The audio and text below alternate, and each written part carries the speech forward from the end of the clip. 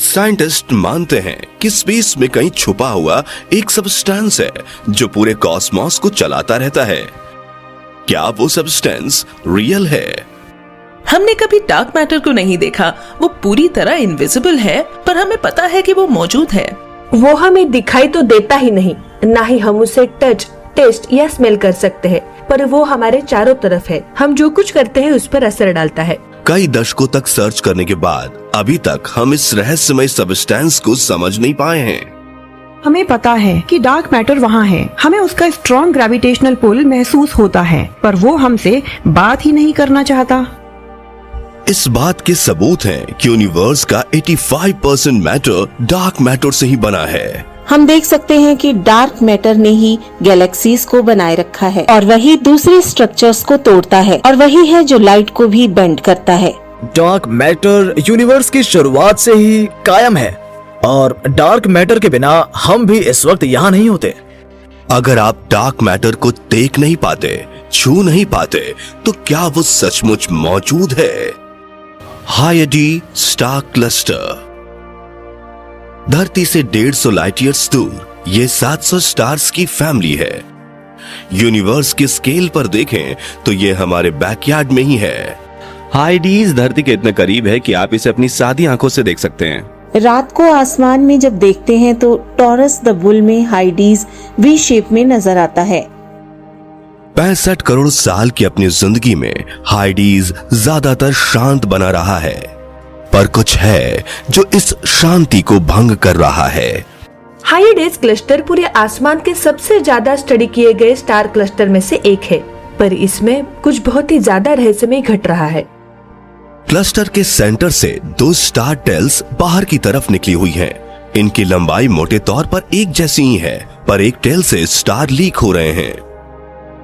कुछ उसमें गड़बड़ कर रहा है, कुछ है जो उस पे फोर्स लगा रहा है, इसलिए स्टार अपनी ऑर्बिट से बाहर हो रहे हैं। कुछ है जिसमें जोरदार ग्रेविटेशनल पुल है, वो इस क्लस्टर के पास से गुजरा है और उसने कुछ स्टार्स चुरा लिए हैं।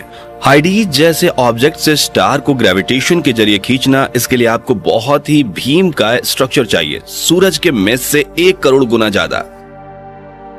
इसका मतलब ये विशाल कॉस्मिक राक्षस नजर आना चाहिए, पर जब हम अपने टेलीस्कोप से खोजने की कोशिश करते हैं तो वो इलाका खाली नजर आता है। वहाँ कुछ भी नहीं है, मेरा मतलब कुछ भी नहीं। ये भी हो सकता था कि कुछ डार्क दिखता या छोटा सा, पर वहां तो कुछ भी नजर ही नहीं आता।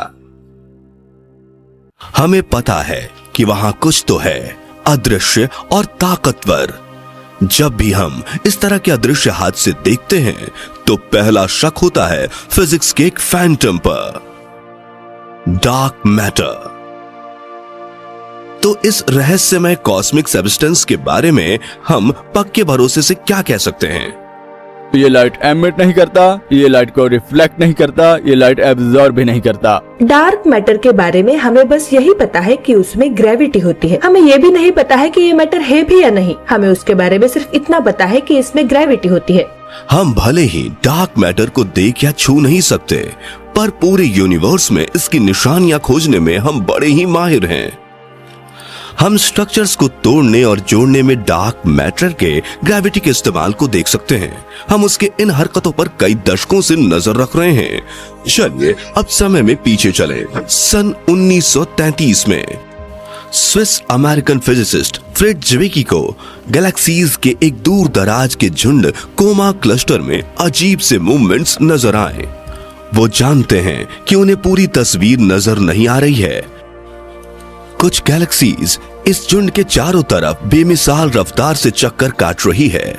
ज़ुईकी इन गैलेक्सीज को देख रहे थे। वहाँ जो मास नजर आ रहा था वो थी दूसरी गैलेक्सीज। ऐसे में इन गैलेक्सीज को 80 किलोमीटर प्रति घंटे की स्पीड से चक्कर काटना चाहिए था। ऐसे में ये जुड़े रहते, एक दूसरे से दूर नहीं जाते, पर यहाँ तो चक्कर लगाने की स्पीड 1600 किलोमीटर प्रति घंटे की थी। इतनी वेलोसिटीज पर गैलेक्सीज को क्लस्टर से आतिशबाजी की चिंगारी की तरह दूर जाना चाहिए था। ज़्विकी को एहसास हुआ कि वहां पक्का कोई ना कोई चीज और है। उनके शब्दों में डंकल मटीरिया।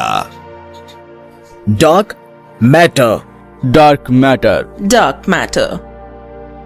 ये साफ हो गया कि ज़्विकी का कोमा क्लस्टर अकेला मामला नहीं है। एस्ट्रोनॉमर्स को ऐसा ही नजारा गैलेक्सीज के अंदर भी नजर आया। एस्ट्रोनॉमर वीरा र्यूबिन ने सबसे पहले 1977 में इसे देखा। वो एंड्रोमेडा गैलेक्सी की स्टडी कर रही थी जो मिल्की वे की पड़ोसी है। र्यूबिन एंड्रोमेडा के स्टार्स को सेंटर का चक्कर लगाते हुए देख रही थी। वो उनकी स्पीड को कंपेयर करने की कोशिश में थी। क्या कभी आपको पुलिस ने तेज कार चलाते हुए पकड़ा है? मुझे तो पकड़ा है। पुलिस के पास रडार स्पीड गन होती है जिनसे वो स्पीड का पता करते हैं। वेरा रूबिन के पास रडार गन से भी कुछ बेहतर था और वो था स्पेक्ट्रोग्राफ। उन्होंने इसे एंड्रोमेडा गैलेक्सी की तरफ घुमाया तो उन्हें तेज स्पीड वाले स्टार्स नजर आए और उनकी स्पीड बहुत ज्यादा थी। ऐसे सिस्टम जो ग्रेविटी से ही चलते हैं, वहां जो ऑब्जेक्ट सेंटर से दूर रहते हैं, उन्हें एक चक्कर पूरा करने में सबसे ज्यादा वक्त लगता है। पर कई गैलेक्सीज में बाहरी सिरे पर मौजूद स्टार्स उसी स्पीड से चक्कर काटते हैं जिस पर कोर पर मौजूद स्टार्स। ये एक ग्रामोफोन रिकॉर्ड की तरह है। रिकॉर्ड का हर हिस्सा एक सॉलिड डिस्क की तरह चक्कर काटता है। ये स्टार्स कुछ ज्यादा ही स्पीड से घूम रहे हैं ताकि वो गैलेक्सी की ग्रेविटी से जुड़े रह सके। ऐसे में उन्हें स्पेस से बाहर उछल जाना चाहिए। फिजिसिस्ट ने इसका एक एक्सप्लेनेशन खोजा। गैलेक्सीज एक विशाल खाली जगह पर मौजूद है। इसे हम अदृश्य डार्क मैटर की बायल कह सकते हैं।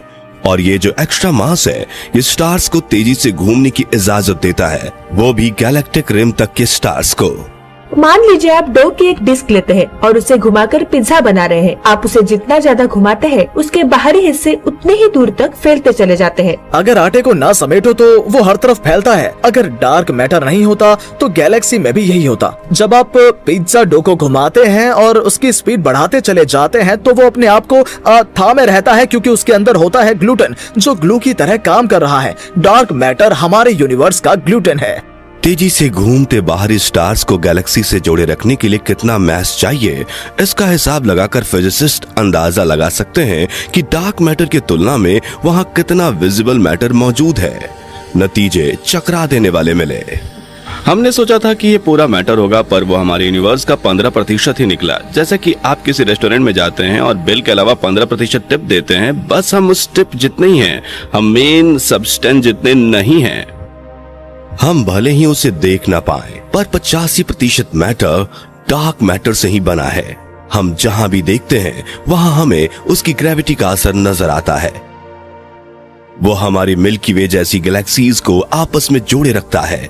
करीब से देखने से पता चलता है कि डार्क मैटर लाइट को भी बैंड कर सकता है। इसे कहते हैं ग्रेविटेशनल लेंसिंग। अगर आप रात के आसमान में एक पावरफुल टेलीस्कोप से देखते हैं तो अक्सर आपको ऐसी चीजें नजर आती हैं जिसके बारे में आप सोच भी नहीं सकते। ये देखकर हैरत होती है कि गैलेक्सी में अजीब से लंबे से ऐंठे हुए टेढ़े मेढ़े शेप्स नजर आते हैं और आप समझते हैं आखिर ये है क्या चीज। मिसाल के लिए गैलेक्सी क्लस्टर एबल 370 को ही लीजिए। लाइट के इन धब्बों से पता चला कि जैसे वहां कोई कॉस्मिक फ्लाइंग रेप्टाइल मौजूद है। ये एक ड्रैगन की तरह लगेगा जो टेढ़ा मेढ़ा होकर गैलेक्सी में आगे बढ़ रहा है, पर वो एक असली ड्रैगन नहीं है। साइंटिस्ट को यह पूरा यकीन है कि एबल 370 में कोई आग खाने वाला मॉन्स्टर मौजूद नहीं है। ये ड्रैगन गैलेक्सी है जो कुछ ज्यादा ही ऐट गई है। जब आपको लाइट इस तरह खींची हुई नजर आती है तो आप सोचते हैं ये तो गैलेक्सी है जिससे आकर कुछ टकरा गया, उसे पंच कर दिया जिससे वो इस तरह खिंच गई। पर यहाँ पर ऐसा कुछ नहीं है। ये गैलेक्सी एकदम नॉर्मल है, पर लाइट ने हमारी आंखों तक पहुँचने के लिए जो रास्ता अपनाया है वो मुड़ा हुआ है, इसलिए हमें इस तरह के अजीब शेप्स नजर आए हैं। एक मैसिव ऑब्जेक्ट स्पेस को और टाइम को मोड़ सकता है, और लाइट को भी स्पेस और टाइम के कर्व के मुताबिक चलना पड़ता है। किसी मैटर के विशाल क्लम्प्स एक ग्रेविटेशनल लेंस बनाते हैं। डार्क मैटर ने स्पेस को ऐठा देने की अपनी ताकत दिखाई एक ट्रक में, जो उसने बहुत दूर के गैलेक्सी क्लस्टर में एक भीम काय धमाके के जरिए खेली थी। सुपरनोवा रैप्स डॉल को पहली बार नवंबर 2014 में खोजा गया था। सुपरनोवा रेप्स्टल पूरी एस्ट्रोनॉमिकल दुनिया में जो हाल ही की खोजें हुई है उनमें मेरा सबसे पसंदीदा है। उसने मुझे हिलाकर रख दिया। जब कोई स्टार फटता है तो चारों तरफ उसकी लाइट फैलती है और इसमें से कुछ धरती पे आ जाती है। यहाँ तक सब कुछ ठीक है, सब नियम के हिसाब से है। पहले एक फ्लैश दिखाई देगा और उसके बाद फिर एक और फ्लैश। ये हमें बार बार दिखी, लगातार बार बार। हमने आसमान के 4 हिस्सों में धमाका होते हुए देखा। इसके बाद 5वां धमाका 1 साल बाद आसमान के एकदम अलग हिस्से में नजर आया। ये क्या हो रहा है? एनालिसिस से पता चला कि ये अलग अलग धमाके एक ही सुपरनोवा के हैं, पर इस मरते हुए तारे और हमारे टेलीस्कोप्स के बीच डार्क मैटर का विशाल मैस मौजूद है। एक भीमकाय ग्रेविटेशनल लेंस। इसका मतलब ये है कि लाइट की कुछ रेंज स्पेस टाइम के इस इलाके में ज्यादा लंबा और कॉम्प्लिकेटेड रास्ता अपनाएगी। डार्क मैटर लेंस ने एक सुपरनोवा को फायरवर्क्स का नजारा बना दिया जो 1 साल तक चलता रहा।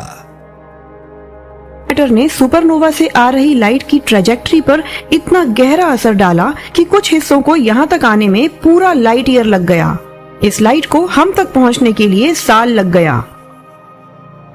इसका मतलब कुछ तो वहां है जिसने कॉस्मोस के हमारे नजारों को तोड़ मरोड़ दिया है।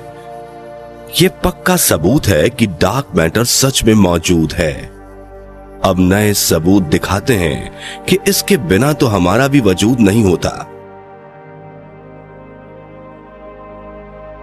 कॉस्मोस में एक अनदेखा सब्सटेंस भरा हुआ है जिसका मैस स्टार लाइट को भी बैंड कर देता है। ग्रेविटेशनल लेंसिंग दिखाती है कि डार्क मैटर ने हमारे पूरे यूनिवर्स को एक साथ कायम रखा है। कई दशकों से स्पेस का ये नजारा हमें परेशान करता रहा है। हम इसे ठीक से कभी समझ ही नहीं पाए। सन 2021 में एक इंटरनेशनल टीम ने एक वर्चुअल एक्सपेरिमेंट किया ताकि अंदाजा लगे कि डार्क मैटर कहां पे होना चाहिए। उन्होंने कंप्यूटर्स को उन जगहों को मैप करने दिया जहां हमारे मुताबिक डार्क मैटर है। हमें लगता है कि हम जानते हैं कि ये कैसा बर्ताव करता है। हम सुपर कंप्यूटर सिमुलेशन से मॉडल कर सकते हैं कि उसे क्या करना चाहिए। टीम ने कंप्यूटर को सिखाया कि डार्क मैटर लाइट को कैसे बैंड करता है। इसके बाद उन्होंने 17,000 अनएक्सप्लोर्ड गैलेक्सीज पर इस कंप्यूटेशनल पावर को अप्लाई कर दिया। इस मॉडल ने डार्क मैटर का मैप तैयार कर लिया। बहुत सारे लोग जब बड़े पैमाने पर यूनिवर्स की कल्पना करते हैं तो उन्हें लगता है वो बोरिंग है, सब कुछ यूनिफॉर्म है, पर जब हम देखते हैं तो ऐसा नजर नहीं आता। सबसे हैरानी की बात यह है कि यूनिवर्स के बड़े पैमाने पर हमें एक खास पैटर्न नजर आता है। जब हम जूम आउट करते हैं तो हमें एक बेमिसाल ढांचा नजर आता है, एक कॉस्मिक वेब जिसे डार्क मैटर ने तैयार किया है। डार्क मैटर के आपस में बने हुए रेशे कॉस्मोस में हजारों लाइट ईयर्स तक फैले हुए हैं। जंक्शन पर जहां मैटर तक कॉन्सेंट्रेटेड है वहां हमें गैलेक्सीज बनती हुई नजर आती है जो इस अंधेरे संसार को रोशन कर देती है। अगर डार्क मैटर मौजूद है तो साइंटिस्ट मानते हैं कि यूनिवर्स का 85% मैटर उससे बना हुआ है। ये बाकी 15% रेगुलर मैटर को कंट्रोल करता है, जैसे कि स्टार, प्लैनेट्स और हम। अगर वो सही है तो डार्क मैटर ने हमारे इस यूनिवर्स को बनाने में बड़ा रोल अदा किया है। 2021 एस्ट्रोनॉमर्स ने ऑस्ट्रेलिया के स्काई मैपर ऑब्जर्वेटरी के स्पेशलिस्ट ऑप्टिक को एक डॉर्फ गैलेक्सी टुकैना 2 के लिए ट्रेन किया। स्काई मैपर के फिल्टर्स ने स्टार लाइट को वेवलेंथ के स्पेक्ट्रम में बदल दिया। इससे बहुत ही प्राचीन लाइट सामने आ गई।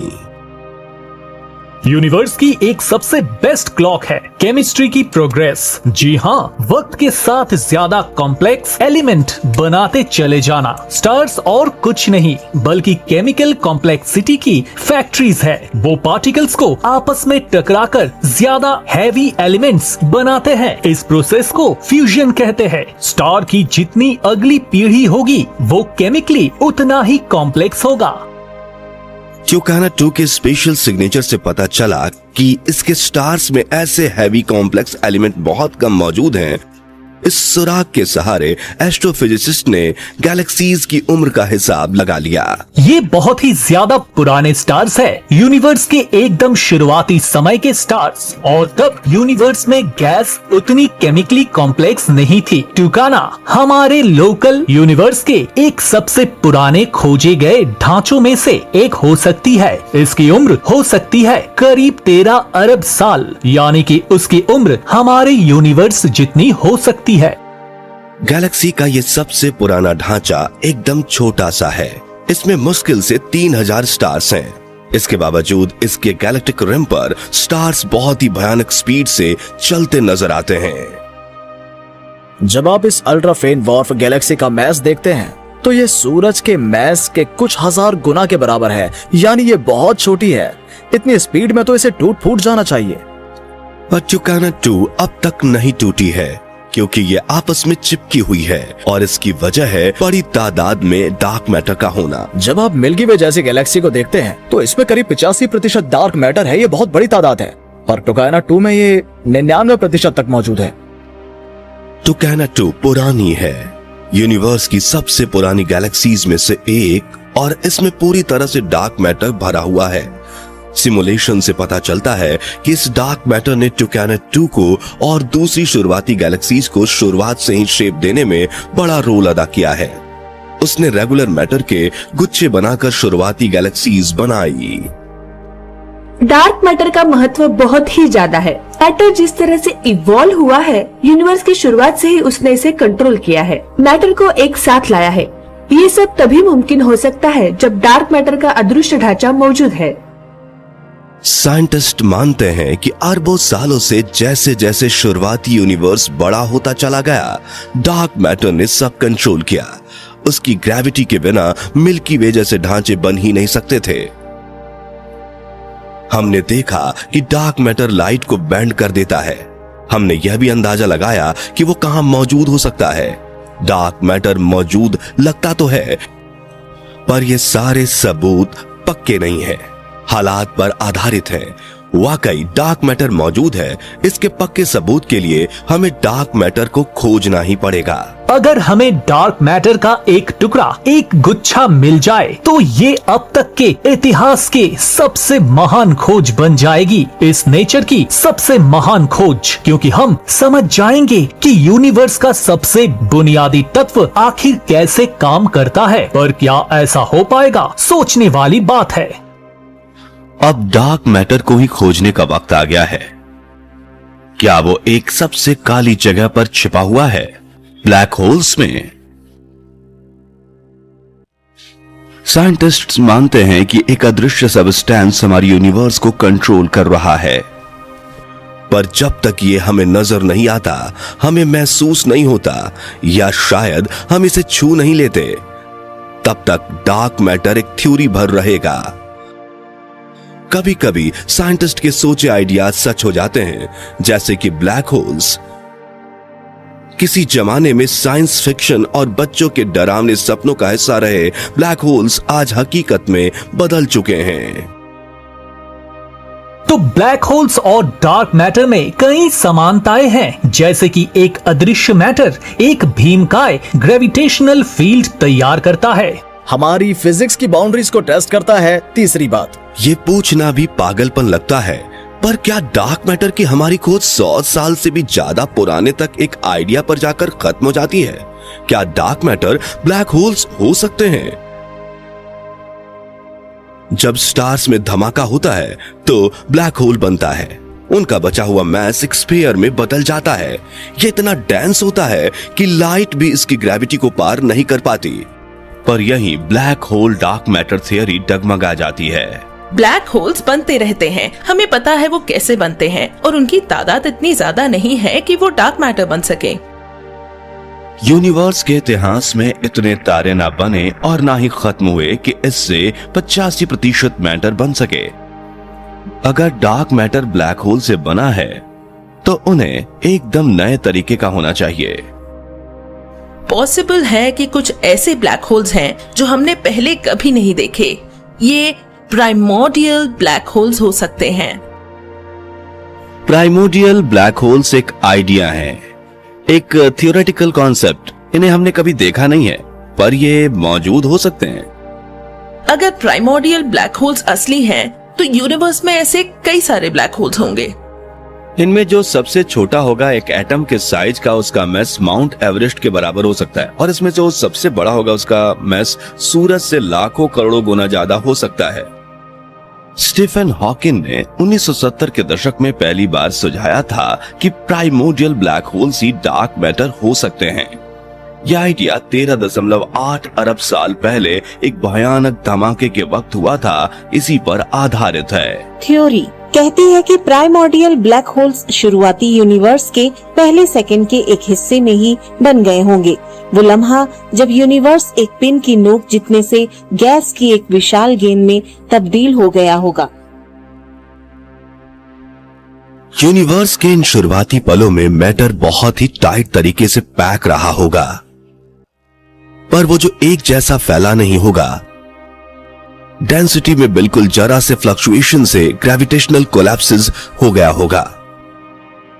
दूसरे शब्दों में कहें तो चारों तरफ ब्लैक होल्स बन रहे होंगे, सैद्धांतिक तौर पर बड़ी तादाद में बन रहे होंगे।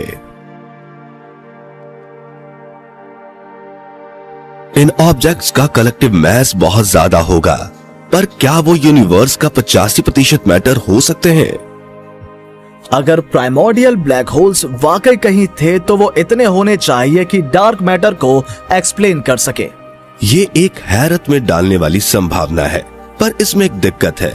ज्यादातर साइंटिस्ट मानते हैं कि बहुत शुरुआती यूनिवर्स की फिजिक्स अधूरी है और उस पर भरोसा नहीं किया जा सकता। कई पीढ़ियों से फिजिसिस्ट प्राइमोर्डियल ब्लैक होल्स को मिथ, फैंटेसी या एस्ट्रोफिजिकल यूनिकॉर्न कहकर रिजेक्ट करते आए थे, पर इस बीच स्पेस में धरती को हिला देने वाली एक टक्कर हो गई। मई 2019 में अमेरिका में एक भयानक कॉस्मिक इवेंट ने तहलका मचा दिया। यह कितना खतरनाक था। लुइजियाना और वाशिंगटन स्टेट के बीच की दूरी एक आइटम जितनी फैल गई। ये दूरी बहुत मायने रखती है। Laser interferometer gravitational wave observatory ने स्पेस टाइम में इस गड़बड़ी को देखा। लाइगो ने पहले कभी इतना बड़ा ग्रेविटेशनल वेव इवेंट नहीं देखा। ये कॉस्मिक डिस्टर्बेंस आपस में टकराने वाले ब्लैक होल्स की वजह से हुआ था, पर ये कोई सामान्य डेड स्टार जैसे नहीं थे। लाइगो डिटेक्शन में एक ब्लैक होल 85 सोलर मास जितना था। अगर देखा जाए तो एक स्टार कभी भी ऐसा ब्लैक होल नहीं बन सकता। फिजिसिस्ट मानते हैं कि मैसेज एक रेंज जहां डाइंग स्टार्स ब्लैक होल में कोलैप्स नहीं हो पाते, इसकी बजाय इस जोन में स्टार्स बहुत बुरी तरह से गर्म हो जाते हैं और पूरी तरह से उनमें चीर फाड़ हो जाती है। अब कुछ भी नहीं बचता जो ब्लैक होल में समा जाए। 85 सोलर मैस इसी फोरबिडन मैस रेंज के ठीक बीचों बीच मौजूद है। लाइगो ने जो ब्लैक होल पहचाना वो एक डेड स्टार नहीं हो सकता, पर थियरी में तो वो प्राइमोर्डियल हो सकता है। क्या डार्क मैटर की ये रिजेक्ट कर दी गई थियरी एक बार फिर से एक्सेप्ट हो पाएगी? लाइगो डिटेक्शन के आने के बाद सभी चौंक उठे। अरे सही है, प्राइमोर्डियल ब्लैक होल्स, लगता है हमें इन पर ज्यादा ध्यान देना चाहिए। प्राइमोर्डियल ब्लैक होल्स काफी आकर्षक हो सकते हैं क्योंकि ये डार्क मैटर की प्रॉब्लम को सुलझा देते हैं, पर बदकिस्मती से सब कुछ इतना आसान नहीं है।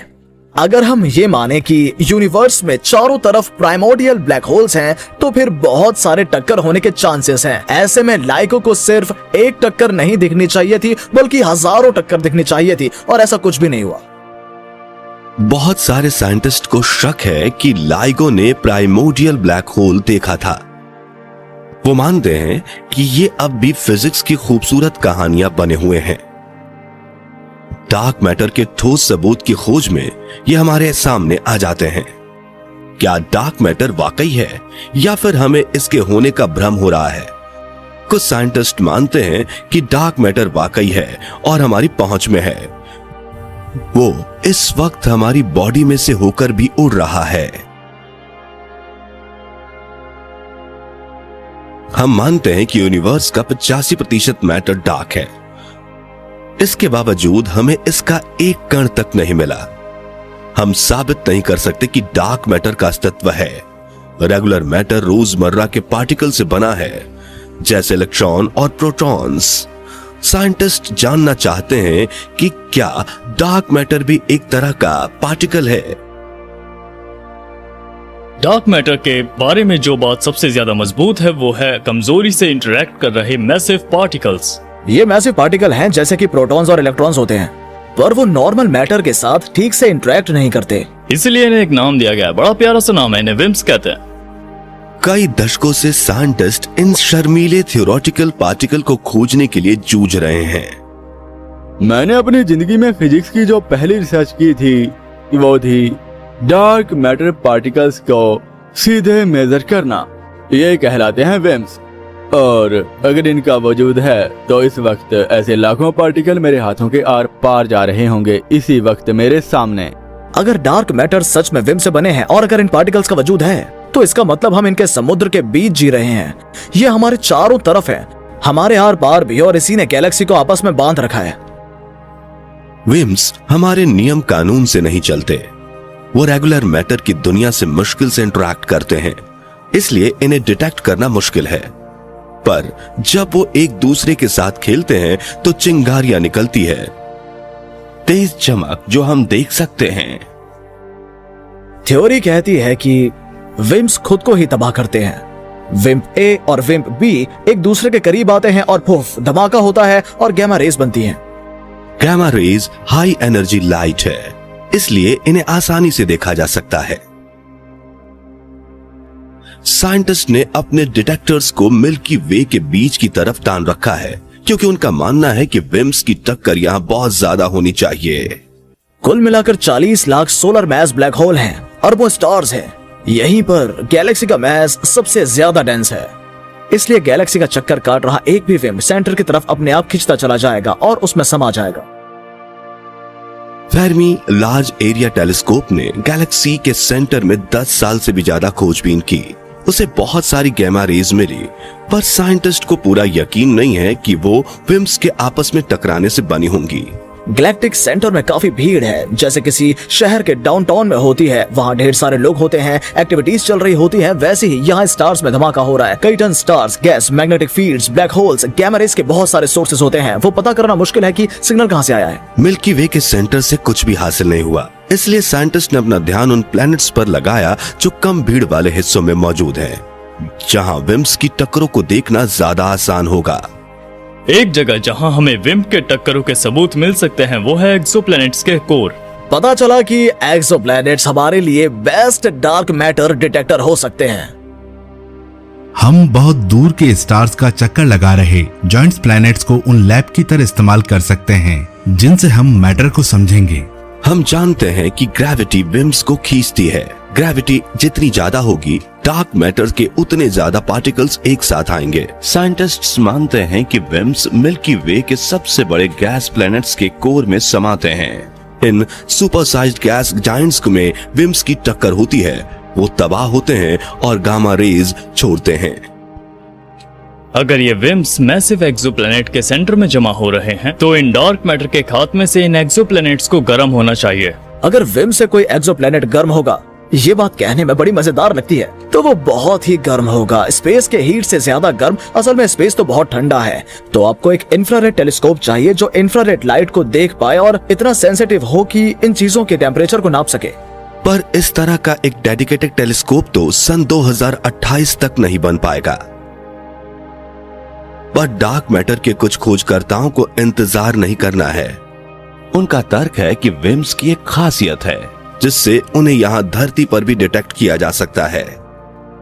विम्स को डिटेक्ट करने का तरीका इनके नाम में ही छिपा है। यह है WR यानी वीकली इंटरैक्टिंग। ऐसा नहीं है कि ये इंटरैक्ट नहीं करते, ये करते हैं, पर मैटर के साथ बहुत ही वीक इंटरैक्ट करते हैं। इसका मतलब ये है कि कुछ रेयर ओकेजन होते हैं जब वो नॉर्मल मैटर के पार्टिकल के साथ टकरा जाते हैं और हम इसके इफेक्ट्स को देख सकते हैं।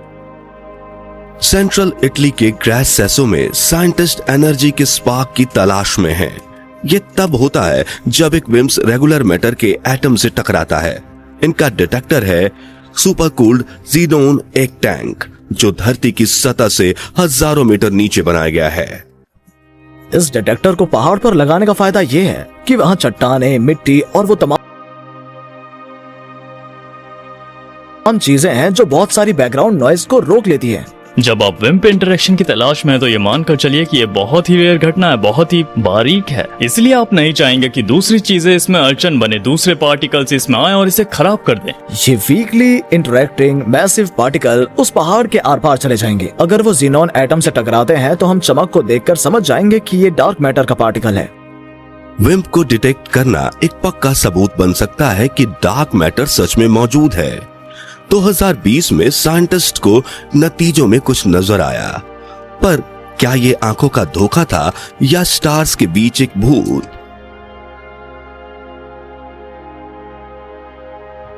साइंटिस्ट मानते हैं कि वो विम्प्स को डिटेक्ट करके सचमुच डार्क मैटर की मौजूदगी को साबित कर सकते हैं। इटली के एक पहाड़ की गहराई में एक एक्सपेरिमेंट हुआ जहां रेगुलर मैटर या प्योर लिक्विड ज़ीनोन के एक टैंक में एक अनयूजुअल एक्टिविटी नजर आई। तो ज़ीनॉन 1T जैसे विम्प डिटेक्टर छोटे से विम्प का इंतजार करते हैं, एकदम नन्हे नन्हे पार्टिकल्स का, जो आकर नॉर्मल मैटर के आइटम से टकराए। इससे एक वाइब्रेशन पैदा होता है और हम देख सकते हैं कि ज़ीनॉन का ब्लॉक जरा सा हिल जाता है, और ये सब एक छोटी सी सब एटॉमिक टक्कर की वजह से होता है। पार्टिकल की टक्कर से हुए इस वाइब्रेशन की इंटेंसिटी बहुत ज्यादा मायने रखती है। थ्योरी के मुताबिक जब विम्प ज़ीनोन आइटम से टकराएगा तो इसके एक पावरफुल शॉक पैदा होना चाहिए। ज़ीनोन 1T ने जो वाइब्रेशन डिटेक्ट किए वो बहुत ही कमजोर थे। जब विम्प इसमें घुसा और वह आइटम से टकराया तो ऐसा लगा जैसे मानो आइटम्स के बाहर इलेक्ट्रॉन्स रैटलिंग कर रहे हैं। ये जिस चीज से डिटेक्ट हो पाया वो विम्प से बहुत ही छोटा होना चाहिए। चलिए मान लेते हैं कि ऐसा सचमुच हुआ है, और अगर ये सही है तो इससे पता चल रहा है कि डार्क मैटर एक विम्प नहीं है, बल्कि उससे एक कहीं ज्यादा छोटा है और कहीं ज्यादा हल्का भी। नतीजों से पता चला कि ज़ीनॉन से जो भी टकराया था वो बहुत ही छोटा थ्योरेटिकल पार्टिकल है, उसे एक्सियन कहते हैं। एक्सियॉन्स बहुत ही अजीब पार्टिकल हैं, वो बहुत हल्के होते हैं। यानी ये कहा जा सकता है कि एक्सियन में लगभग 0 मास होता है। एक एक्सियन इलेक्ट्रॉन के 150 अरब बरबवे हिस्से जितना छोटा होता है। अगर इसकी विम्प से तुलना करें तो एक्सियन एक फुटबॉल होगी, जिसकी तुलना हम सूरज से कर रहे हैं। एक्सियन का बहुत ही नन्हा होना यह साबित करता है कि वो डार्क मैटर नहीं हो सकते। अगर डार्क मैटर असली है तो यूनिवर्स का 85% मैटर उसी से बना हुआ है। इतने ज्यादा मैस के लिए तो एक्सियन की अकल्पनीय तादाद होनी चाहिए थी, तकरीबन 140 ट्रिलियन, यानी 140 के आगे 93 जीरो। अगर एक्सियन सचमुच है तो स्पेस में उनकी भरमार होनी चाहिए। कॉस्मोस के हर कोने में उनका वजूद होना चाहिए। जब रेगुलर मैटर आपस में जुड़ता है तो वो स्टार्स बनाता है। तो डार्क मैटर की मौजूदगी को साबित करने के लिए हमें डार्क स्टार्स की खोज करनी चाहिए। कोई कारण नहीं कि इनका वजूद ना हो, जिनका नाम तक रख दिया गया है घोस्ट स्टार्स। ये बहुत ही अजीब होता है। हमने आज तक रात के आसमान में जो कुछ भी देखा, ये घोस्ट स्टार्स उससे अलग हैं। हमने कभी भी कोई घोस्ट स्टार्स नहीं देखा है। ये थ्योरेटिकल ऑब्जेक्ट है जो कल्पना में एक्सियन से बने हैं, पर थियरी में घोस्ट स्टार्स को दूसरे स्टार्स की तरह बनना चाहिए। ग्रेविटी के खिंचाव की वजह से पास आते हुए वो स्पेस में तैरते महाविशाल और सुपर डेंस ऑब्जेक्ट होंगे, और इनका मैस सूरज से लाखों गुना ज्यादा होगा।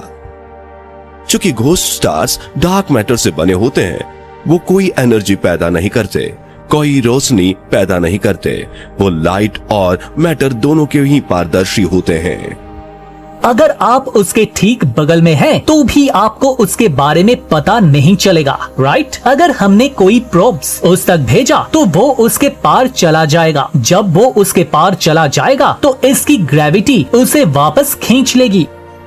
हमारे यूनिवर्स के 85% मैटर में ट्रांसपेरेंट ऑर्ब्स हो सकते हैं जो बहुत बहुत बहुत ही स्मॉल डार्क मैटर पार्टिकल से बनी होंगी। पर क्या यह अदृश्य स्टार सचमुच में हैं? इसके सबूत पक्के नहीं हैं। पर चलिए सन 2019 के लाइगो डिटेक्शन की तरफ वापस चलते हैं। ग्रेविटेशनल वेव डिटेक्टर ने दो भीमकाय ऑब्जेक्ट्स के आपस में टकराने के सिग्नल पकड़े। हम इस घटना को GW 190521 कहते हैं। ज्यादातर साइंटिस्ट मानते हैं कि ये ब्लैक होल्स की टक्कर है, पर क्या ये घोस्ट स्टार्स की टक्कर हो सकती है? अगर सच में घोस्ट स्टार्स हैं और वो एक दूसरे से इंटरेक्ट कर सकते हैं तो ग्रेविटेशनली उनकी टक्कर भी हो सकती है, और जब ऐसी टक्कर होगी तो ग्रेविटेशनल वेव्स बनेंगी और ये काफी कुछ दो ब्लैक होल्स की टक्कर जैसा होगा। असल में थ्योरेटिकली काफी कुछ GW 190521 जैसा ही होगा। एक टक्कर और उसके दो एक्सप्लेनेशन, प्राइमोर्डियल ब्लैक होल्स या घोस्ट स्टार्स। लाइगो इनमें फर्क नहीं कर सकता। क्या ये आइडिया साबित कर सकते हैं कि डार्क मैटर वाकई मौजूद है, या फिर हम एक वियर्ड फिजिक्स रैबिट होल से जूझते चले जा रहे हैं? प्राइमोरियल ब्लैक होल्स, घोस्ट स्टार्स, एक्सियंस, ये सब बहुत ही अजीब फिजिक्स है। हम ये नहीं मान सकते कि इनमें से एक भी हकीकत नहीं है या हकीकत है। हमें सच नहीं पता। डार्क मैटर बहुत तंग करता है। हमें पता है कि वो मौजूद है, हमें उसके इफेक्ट्स दिखते हैं, पर हम डार्क मैटर को नहीं देख पाते और इससे हमें निराशा होती है। एस्ट्रोनॉमी में आने वाले यंग साइंटिस्ट कहते हैं कि हमारे पास आइडियाज बहुत सारे होते हैं पर ऑब्जर्वेशंस बहुत कम होते हैं। हमारे पास आइडियाज होते हैं, थियरीज होती है, पर बिना सीधे ऑब्जर्वेशन के हम अपने आइडियाज को ठोस सबूत के साथ साबित नहीं कर सकते। हम जितना ज्यादा खोज रहे हैं, डार्क मैटर को खोजना उतना ही मुश्किल होता जा रहा है। हो सकता है कि वो शुरुआती यूनिवर्स के प्राइमोर्डियल ब्लैक होल्स में हो सकता है कि वो हमारे आर पार रोज आते जाते हों, या हो सकता है कि ये भीमकाय ट्रांसपेरेंट घोस्ट स्टार्स हों। शायद अभी हमारे पास अटकलें ज्यादा हैं और तथ्य कम हैं, या ये हो सकता है कि हमारी सारी फिजिक्स सवाल उठाने लायक मैथ पर आधारित हो।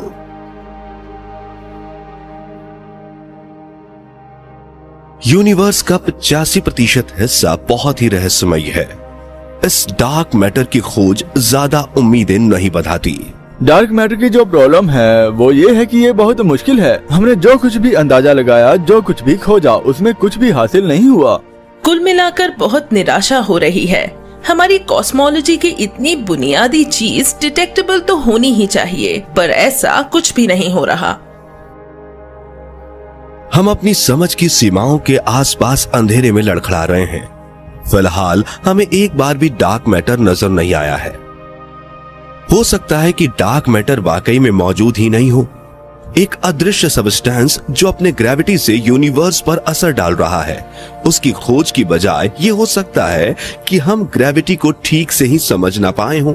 अगर आप किसी गैलेक्सी को देख रहे हैं और वो स्पीड में घूम रही है, तो या तो गैलेक्सी में डार्क मैटर जैसा कोई नया इंग्रेडिएंट है जिसने सब कुछ बांध रखा है, या फिर आप फिजिक्स के लॉज को ठीक से समझ नहीं पा रहे हैं। ग्रेविटी के असर को समझाने के लिए हम करीब 350 साल पुराने सर आइजक न्यूटन की मैथ को इस्तेमाल करते हैं। शायद यूनिवर्स में जो एक्सेस ग्रेविटी हमें नजर आती है, उसे समझने के लिए हमें शायद एक्स्ट्रा मैटर की नहीं बल्कि मैथ की जरूरत है। हालांकि हम अच्छी तरह से समझते हैं कि धरती और हमारे सोलर सिस्टम पर ग्रेविटी कैसे काम करती है, पर जब आप गैलेक्टिक स्केल पर जाते हैं तो उसका बर्ताव थोड़ा सा अलग होता है। अगर ऐसा है तो हमें ग्रेविटी के अपने आइडिया में बदलाव लाना होगा, पर इससे गैलेक्सी कैसे घूम रही है इसके डेटा में फिट बैठना चाहिए, वो भी बिना डार्क मैटर के। फिजिक्स के लेजेंड के मैथ पर सवाल उठाना बेईमानी लगता है, पर डार्क मैटर के इस रहस्य को सुलझाने के लिए ऐसा किया भी जा सकता है। इसे मॉडिफाइड न्यूटोनियन डायनामिक या मॉन्ड कहते हैं। इस मैथ से गैलेक्सीज को मॉडल करके बहुत ही अलग नतीजे हासिल होते हैं। उसकी सतह पर मॉन्ड एक बुरा आइडिया नहीं लगता। जैसे हम आमतौर पर किसी कंप्यूटर को अपने सिमुलेशंस में डार्क मैटर को शामिल करने के लिए प्रोग्राम करते हैं, ठीक इसी तरह से हम इसे मॉन्ड के जरिए ग्रेविटी के एक अलग लॉ के लिए भी प्रोग्राम कर सकते हैं। इसके बाद आप गैस के एक स्पिनिंग मास को सेट करें तो मॉन्ड के जरिए ये मुमकिन लगता है कि चीजें सेटल डाउन हो जाए और एक असली गैलेक्सी की तरह नजर आए।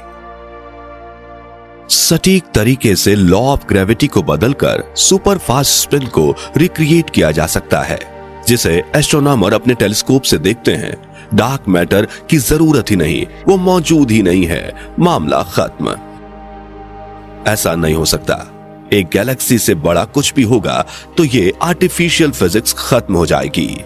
मॉन्ड गैलेक्सी के स्केल पर बढ़िया काम करता है, पर जब आप जूम आउट करते हैं और यूनिवर्स में और बड़े स्ट्रक्चर की तरफ जाते हैं, जैसे गैलेक्सीज के क्लस्टर्स, बहुत ही विशाल ढांचे, तो मॉन्ड हमारे ऑब्जर्वेशंस को रिप्रोड्यूस नहीं कर सकता।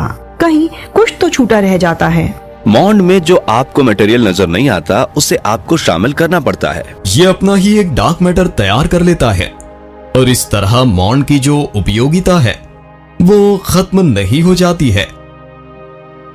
मॉन्ड डार्क मैटर की जगह नहीं लेता। यूनिवर्स को कुछ चाहिए जो इसे आपस में बांधे रखे। हमें नहीं पता कि वो क्या है, पर बहुत सारे नए आइडियाज हमारे चारों तरफ मौजूद हैं। मेरी थ्योरी के मुताबिक डार्क मैटर एक सुपर फ्लूइड है। ये डार्क मैटर की बिल्कुल नई क्रांतिकारी थियरी है। पार्टिकल्स इंडिविजुअली एक्ट नहीं करते, बल्कि एक अदृश्य मैस की तरह गैलेक्सीज में बहते चले जाते हैं। एक सुपर फ्लूइड एक आम फ्लूइड की तरह बहता है और यहाँ ये बिना किसी रेजिडेंट या विस्कोसिटी के बहता है। अगर मैं शहद को बहा दूं तो वो बहुत ही धीमा बहेगा, उसमें हाई विस्कोसिटी होती है। एक सुपर फ्लूइड लगातार बहता जाता है, उसका बहना कभी रुकता नहीं। जब super fluid dark matter universe में बहता है तो एडीज और वेब्स बनती हैं, इतनी बड़ी कि सारी गैलेक्सीज इनमें समा जाए। इस फ्लूइड की ग्रेविटी स्टार्स को बांधे रखती है, पर डार्क मैटर की ज्यादातर थियरीज की तरह इसका कोई सीधा सबूत नहीं है। अगर ये वेव्स गैलेक्सीज की साइज की हो तो हमें ऐसे डिटेक्टर्स खोजने होंगे जो इस तरह की विशाल वेव्स को डिटेक्ट कर पाए, जो कि हमारे पास नहीं है। यानी मामला फिर से वहीं पहुंच गया है। हम ये साबित नहीं कर सकते कि डार्क मैटर सचमुच में है। Primordial black holes, ghost stars, WIMPs, एक सुपर फ्लूइड जो कॉस्मोस में बह रहा है, या फिर मामला सिर्फ गलत मैथ का है। आप क्या कहते हैं?